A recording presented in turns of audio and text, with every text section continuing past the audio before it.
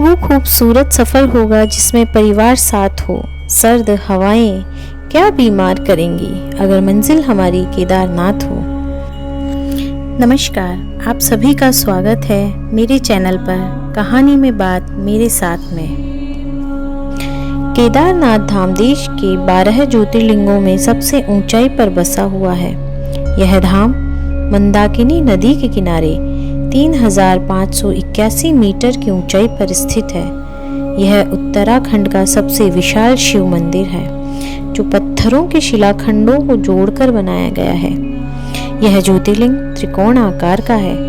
इसकी स्थापना के बारे में मान्यता है कि हिमालय के केदार चोटी पर भगवान विष्णु के अवतार नर और नारायण ऋषि तपस्या करते थे और तपस्या से प्रसन्न होकर भोलेनाथ प्रकट हुए।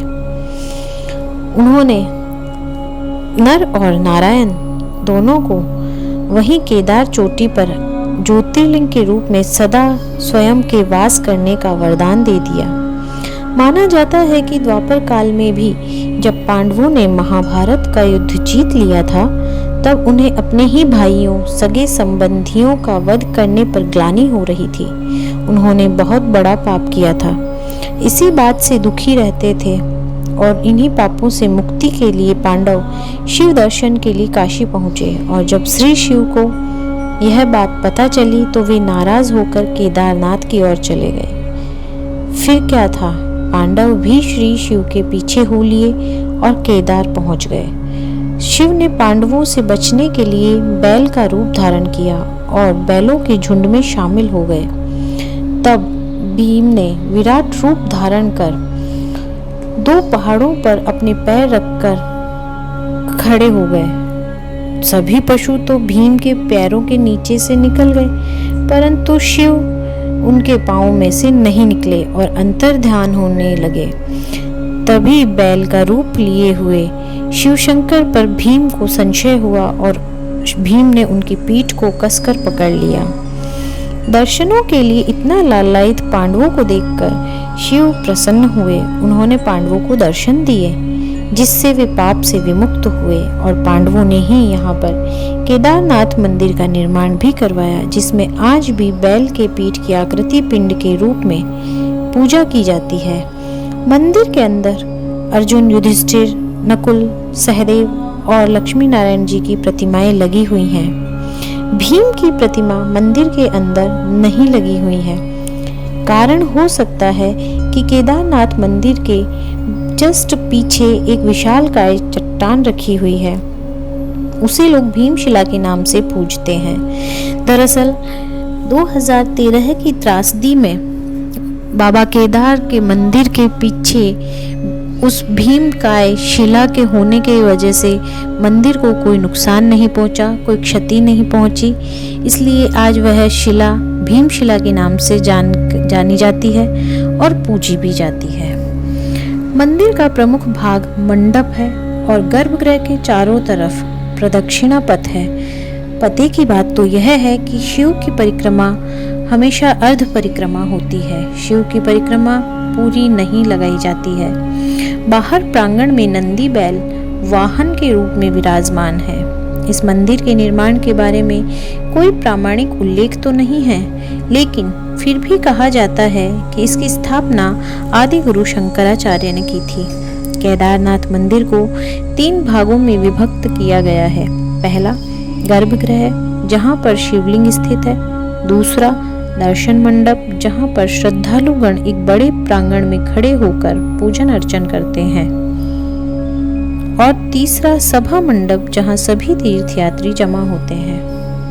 केदारनाथ मंदिर दर्शन के लिए केवल 6 महीने ही खुलता है। यह मंदिर वैशाखी के बाद खोला जाता है और दिवाली के बाद पड़वा तिथि को यह मंदिर बंद कर दिया जाता है। 6 महीने पूर्ण होने पर पंडित एक अखंड दीपक जलाते हैं, जो अगले 6 महीने तक जागृत रहता है। और जब मंदिर के कपाट फिर से खोले जाते हैं, तब यह दीपक जलता हुआ ही मिलता है। आपको मैं बता दूं कि केदारनाथ पहुंचने के लिए हमें गौरीकुंड से 15 किलोमीटर की पैदल यात्रा करनी पड़ती है और यह धाम कात्यूहरी शैली में निर्मित है।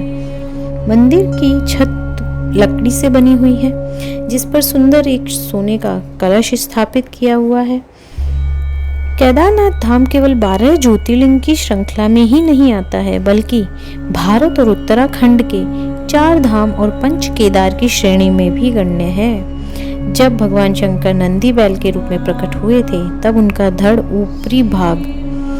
से ऊपरी भाग जो था वो काठमांडू में प्रदर्शित हुआ था, और अभी वहां पर पशुपतिनाथ का प्रसिद्ध मंदिर भी स्थापित है। भगवान शिव की भुजाएं तुंगनाथ में प्रदर्शित हुई थी और मुख रुद्रनाथ में प्रदर्शित हुआ था।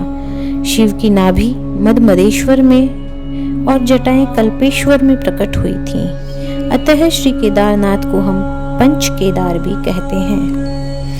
बाबा केदार के धाम के दर्शन का ख्वाब किसका नहीं होता है। आज हर प्राणी बाबा केदार के दर्शन करने के लिए जाना चाहता है, और कहा जाता है कि केदार धाम में जो हवाएं हैं वो स्वर्ग से आती हैं। केदारनाथ की यात्रा की शुरुआत हरिद्वार से ही हो जाती है, जहां से आप बस से गौरीकुंड तक पहुंचते हैं, और गौरीकुंड वो जगह है जहां से प्रारंभ होती है 16 किलोमीटर की पैदल यात्रा, जो हमें बाबा केदारनाथ के यहाँ पहुंचाती है। मंदाकिनी नदी के किनारे बसे केदारनाथ धाम के लिए आप हरिद्वार से यात्रा स्टार्ट करके ऋषिकेश, देवप्रयाग, श्रीनगर, रुद्रप्रयाग, अगस्त्य मुनि होते हुए सोनप्रयाग तक पहुंचते हैं, और सोनप्रयाग से मात्र 50 से 60 रुपए प्रति व्यक्ति देकर आप शेयरिंग जीप से गौरीकुंड तक पहुंच जाते हैं, और हरिद्वार से गौरीकुंड पहुंचने में आपको पूरा दिन लग जाता है।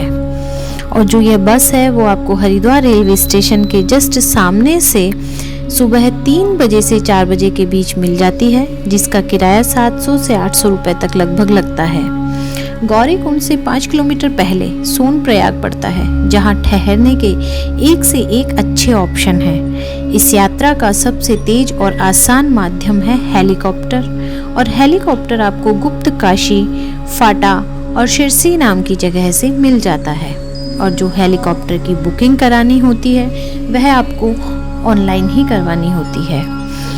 और अगर आप केदारनाथ यात्रा का मानस बना ही रहे हैं तो यात्रा के दौरान रेनकोट, अम्ब्रेला और कंफर्टेबल शूज़ जरूर रखें, थोड़े बहुत गर्म कपड़े रखें, और रामबारा से धाम की असली चढ़ाई स्टार्ट होती है।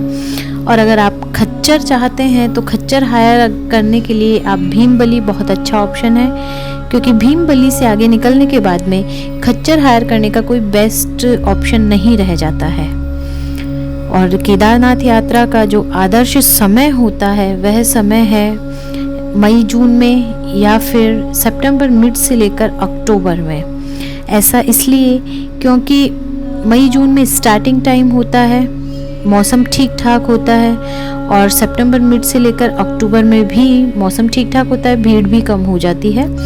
जुलाई अगस्त को स्किप इसलिए करना उचित है क्योंकि इस टाइम मॉनसून टाइम होता है और यहाँ पर लैंडस्लाइड बहुत देखने को मिलता है। तो केदारनाथ यात्रा का जो आदर्श समय है वो है मई जून या सितंबर अक्टूबर, और दर्शन टाइमिंग है मॉर्निंग में सुबह 5 बजे से लेकर शाम को 3 बजे तक, और शाम को फिर से 5 बजे ये दर्शन खुलते हैं, जो कि रात को 8 से 10 बजे तक कंटिन्यू रहते हैं। अगर आपको गर्भगृह में पूजा के लिए जाना है, अभिषेक करना है शिवलिंग का, तो आपको पेड बुकिंग करवानी होती है। अगर आपको मेरा ये छोटा सा प्रयास पसंद आया हो तो इस वीडियो को लाइक, शेयर एंड सब्सक्राइब ज़रूर करें, और आपके जो भी सुझाव हों वो आप कमेंट बॉक्स में लिखें।